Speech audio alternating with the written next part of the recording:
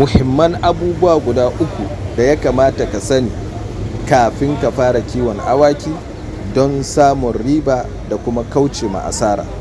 Wa'annan su ne kamar haka.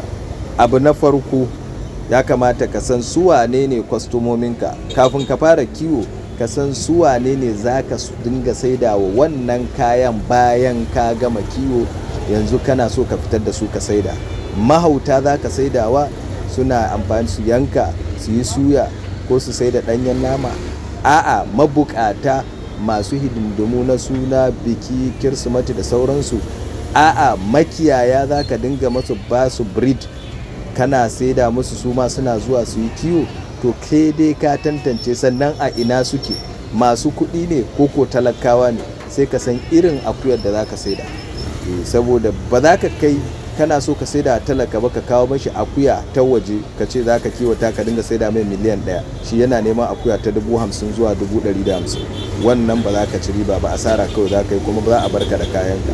Abu na biyu, sai location, wurin da za ka yi kiwo. To sai ka san wani irin yanayi wannan wurin yake da shi.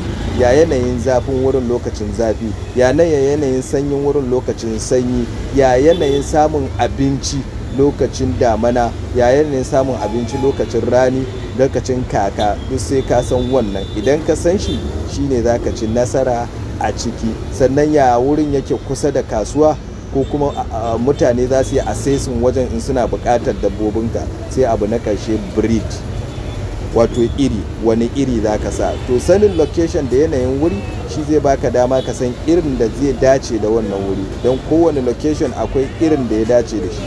Ba kowace akuya za ka ɗauko ka sa a ko ina ka kiwata ba. Ka ci gaba da bibiyan ɗan Awwa Agrotech domin samun irin wannan bidiyoyi.